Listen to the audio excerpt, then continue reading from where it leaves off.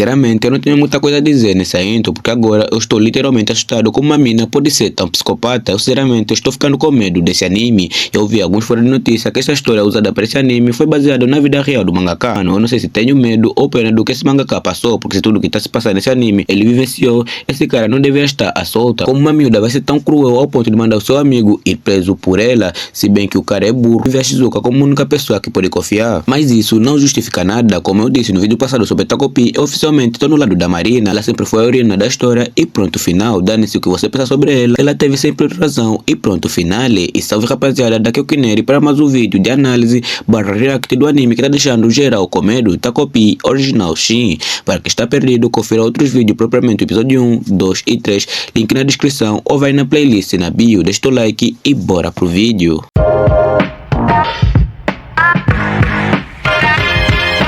O episódio começa com o trio de assassinos saindo da floresta de boa e tal, e Takopi falando muito como sempre, mas só pra avisar, vamos tirar o Takopi da nossa lista como um assassino, porque o cara é pura inocência, e agora vai ser a dupla de assassino, mas um anjo que só tá meio perdido, e na saída da floresta o caso já vê o celular que a casa caiu, e o corpo que eles haviam escondido foi encontrado, enquanto o cara fica todo cagado, a mina fica lá de boa, passando nas suas feiras de verão. Como eu digo que essa mina é tenebrosa, você ainda quer passar um pano para os seus feitos divinos, ele decide apenas ficar de boa e se nada tivesse acontecido. E só para avisar, o plano foi da Shizuka, e quando forem fazer pergunta a eles, eles negar de boa. A notícia é dada na escola e todo mundo fica perplexo e alguns caem chorando, que tem a sua certa razão, porque ela era toda poderosa dentro da escola. Na saída, a dupla de assassina, mas um anjo decide fazer o plano, mas o caso já se vê sem norte e nem sul. Está pronto para o que acontecer, mas a louca da Shizuka diz para ele que isso não é nada e vai ficar tudo bem. Ela ainda usa a paixão que o cara sente por ela como arma para o manipular ainda mais. E se você pensava que ela era sem noção para o romance, você tava que nem eu, completamente enganado, porque essa mina sabe das coisas.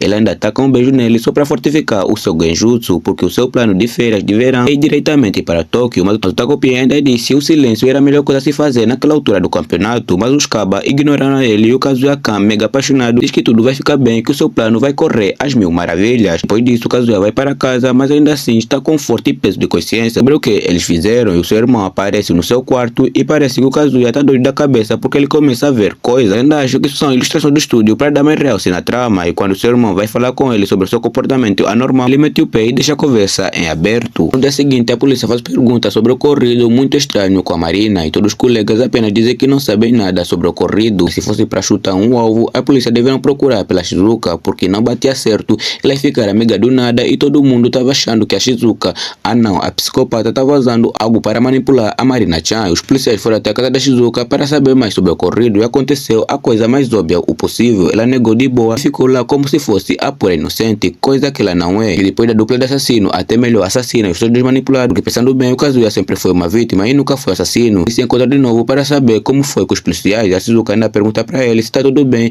que isso que está acontecendo ultimamente não vai afetar os seus planos de ir para Tóquio. E o Kazuya, ainda preso no genjutsu da Shizuka, diz que está tudo certo e que isso é algo passageiro e está tudo sob controle. E o cara fica tão preso nas suas próprias palavras que parece que ele pegou um curto-circuito. O cara vai para qualquer lado só dizendo que tá tudo certo e que nada vai afetar os seus planos, e até mesmo na prova o cara fica preso nas suas próprias palavras e não vê o tempo a passar, e só faz a prova pela metade, e mesmo só fazendo pela metade o cara ainda tira 54%. E se fosse eu, até um 10 seria uma festa. Quando ele leva a nota para sua mãe, é nos apresentado um pouco do seu passado, porque quando a mãe vê o teste, diz para ele fazer o que quiser, já não tem nada que possa lhe interessar nele, e se ele não fazer pela sua mãe, então a sua mãe não vai fazer nada por ele.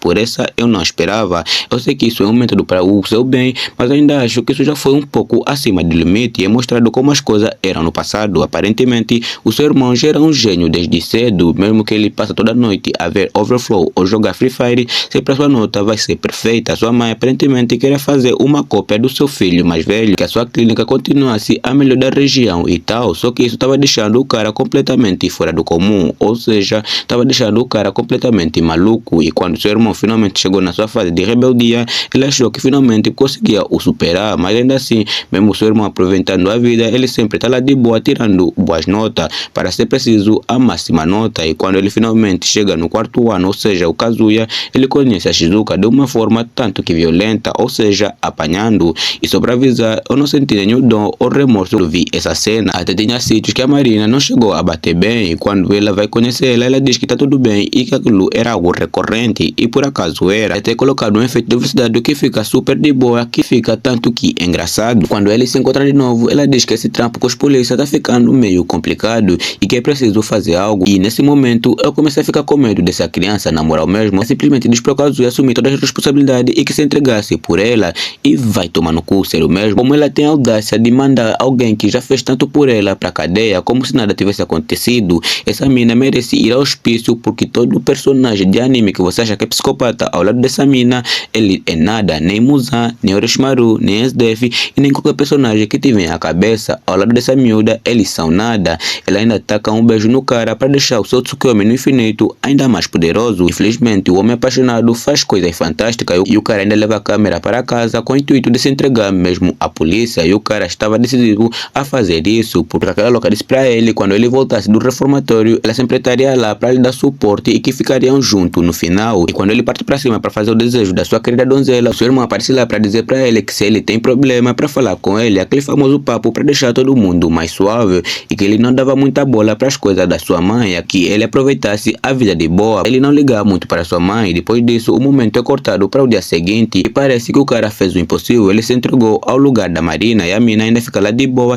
e diz que as férias de verão só estão começando, mas o nosso querido Takopi ainda está lá com medo e ele dá conta que fizeram não está certo. Já no dia seguinte, a assassina e o Takopi fogem para Tóquio e a fim de procurar o Chappie. Quem não se lembra, esse é o nome do cão, também não tem como lembrar, eu sempre retratei como um simples cão. Os caras fogem e vivem uma pequena aventura meio da hora, com os dois conhecendo a cidade de Tóquio como se fosse boa pessoa, pelo menos a Shizuka, porque o Takopi é uma boa pessoa assim, pelo menos um bom povo. Depois disso, eles finalmente vão para a casa do seu pai para buscar o Chappie, e quando ele chega lá, tem uma surpresa que eu fiquei muito feliz com isso. O seu pai tem uma nova família, construiu uma nova vida, inclusive tem duas filhas lindas, e quando ela pergunta pelo Chappie, parece que o cão nunca chegou a ser entregue. E uma coisa que eu fiquei um pouquinho com dor da Shizuka é quando o seu pai o negou. Aí sim, eu achei que isso foi um pouco demais, até mesmo para ela, mesmo que ela merece, e os cabas saem de lá, e a Shizuka cogita que eles comeram o cão e tal. O Takopi ainda tenta falar com ela que já estão passados dos limites, e a louca ainda pede um gadget para poder abrir a barriga das suas irmãs para conferir se o Chappie não está vivo dentro delas. Parece que essa mina está vendo muito Pinóquio e está acreditando tudo que é comido fica vivo dentro da barriga, e quando o Takopi decide meter o pé da operação, ela mete o louco e decide lhe apagar, ou seja, lhe mandar de comes e bebes. E quando ela está quase mandando ela para a Trindade, e só para avisar o Takopi é uma ela e nunca foi um ele, nos levado para um plot twist que eu achei muito maravilhoso e assustador ao mesmo tempo. E nesse plot a Marina e os outros já estão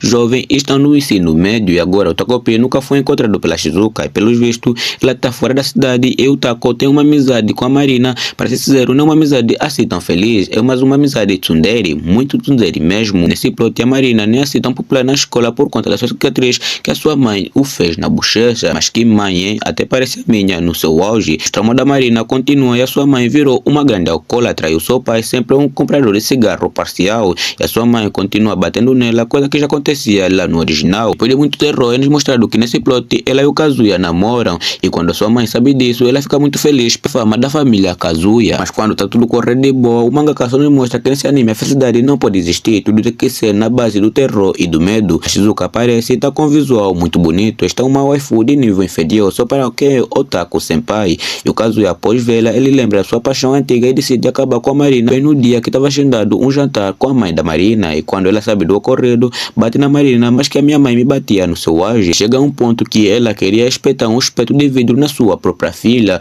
mas a cena é cortada para Kazuya e Shizuka que estão tendo o bate-papo de pombinho, só para avisar que essa mina ainda continua muito psicopata e manipuladora. E quando Takopi chega a casa, ela vê que Marina matou a sua própria mãe, e Takopi assume todo o mal causado é por causa da Shizuka, e que vai voltar ao seu planeta para poder voltar no tempo e matar a Shizuka, porque toda a culpa é da Shizuka. E finalmente ele decidiu se tornar um homem ou mulher, sei lá ao certo que ele é. Ele volta para o tempo original, mas alguns meses antes, aquela Marina do plot twist se matou, só para avisar mesmo. Ele volta no tempo com o objetivo de matar Shizuka de herói para anti-herói, porque vilão o cara também não é. Sinceramente, eu tô muito ansioso para o episódio final da trama e como vai ser, mas eu já vi algumas prévias e tá muito da hora. O episódio 4 e 5 foi cheio de trauma, algo que já é muito recorrente na obra, diferente do episódio 3 que foi um pouco feliz na parte da Shizuka. Então é isso, deixa o like e subscreva com o sininho ativado e confere o link na descrição e no primeiro comentário fixado. Então eu tô indo nessa e até o próximo vídeo.